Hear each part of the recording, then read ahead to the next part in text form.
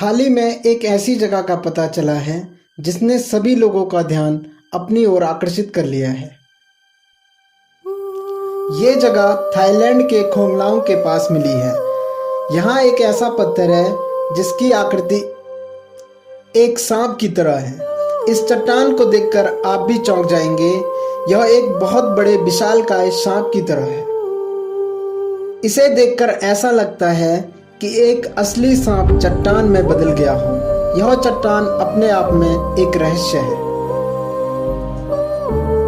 भारतीय दंत कथाओं और अन्य दंत कथाओं में नागों के बारे में बहुत कुछ लिखा गया है। इस तरह के चट्टान का होना न जाने क्यों नागलोक के होने का दावा करता है। यहाँ के स्थानीय लोग इसे श्रापित राजा उल्लू के साथ जोड़ते हैं और मानते हैं कि यह सांप चट्टान से वापस सांप बन जाएगा और फिर एक इंसान। चलिए जानते हैं श्रापित राजा उल्लू की कहानी। बात बहुत पुरानी है। ये घटना खोंगलांग लेक के पास की कहानी है, जिसके राजा उल्लू और उनकी पत्नी का नाम गेवन गल्या और उनकी पुत्री का नाम क्यूकांग था। और बाद में क्यूकांग की शादी संपदा से हुई और इनका एक पुत्र हुआ जिसका नाम फाउंग था। फाउंग एक बहुत बुद्धिमान और सुंदर युवक था। एक बार फाउंग की मुलाकात एक सुंदर युवती नाक्रांत रानी से हुई और उसे देखते ही देखते उसे प्यार हो गया। समय के साथ देखते देखते उनका मिलना जुलना होता रहा। फाउंग ने नाक्रांत रानी के सामने शादी का प्रस्ताव रखा।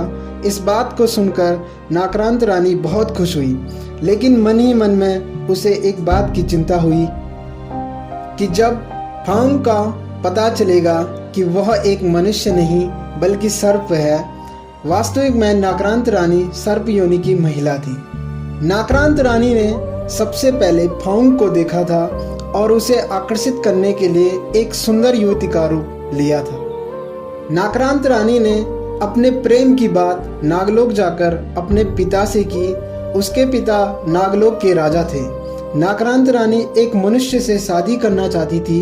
इस बात को सुनकर उसके पिता बहुत दुखी थे, क्योंकि इससे पहले नाग और मनुष्य की शादी कभी नहीं हुई थी। लेकिन वह अपनी पुत्री से बहुत प्रेम करते थे, जिससे वह उसकी बात को ठुकरा नहीं पाए और उनकी शादी के लिए एक समारोह किया गया जो 7 दिन तक चला।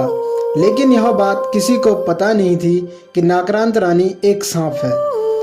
उनकी शादी के 3 साल तक सब कुछ ठीक चल रहा था, किंतु इन दोनों को कोई संतान नहीं हुई थी और यही चिंता नाक्रांत रानी को खाई जा रही थी। मनुष्य योनि में वह चिंता के कारण बहुत बीमार रहती थी, जिसके कारण उसने दोबारा सर्प योनि में जाने का प्रयास किया।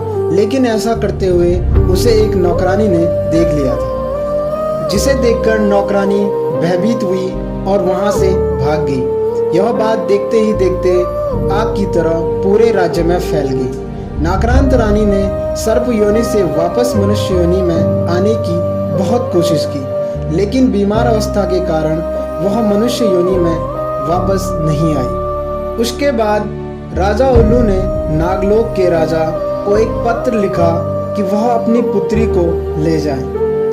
फाउंग यह देखकर बहुत निराश था, क्योंकि वह नाक्रांत रानी की कोई मदद नहीं कर पा रहा था। नाग राजा अपनी पुत्री से बहुत प्रेम करते थे और जब वह वहां आए तो वह उसकी ये दशा देखकर बहुत क्रोधित हुए और वह अपनी पुत्री को वापस ले गए और जाते जाते क्रोध में कहा कि वह अपनी सेना के साथ वापस आएंगे। उसी रात वह अपनी सेना के साथ वापस आए और राजपा नाकेन राज्य के सारे लोगों को मार दिया और राजपा नाकेन पूरी तरह से जलमग्न हो गया, जो कि वर्तमान में आज खोंगलांग लेक के नाम से जाना जाता है। नागलोक नरेश ने राजा उल्लू को श्राप देकर नाग बना दिया और श्राप दिया कि वह इस योनि से तब तक वापस नहीं आएंगे कि जब तक राजपा नाकेन एक शहर नहीं बन जाता। और यहाँ के लोगों का मानना यह है कि यह नाग राजा उल्लू ही है जो इंसान से सर्प बन गया और आज भी विशाल चट्टान के रूप में थाईलैंड में देखा जाता है। ऐसी ही रहस्यमयी वीडियो देखने के लिए हमारे चैनल को सब्सक्राइब कीजिए। Thank you.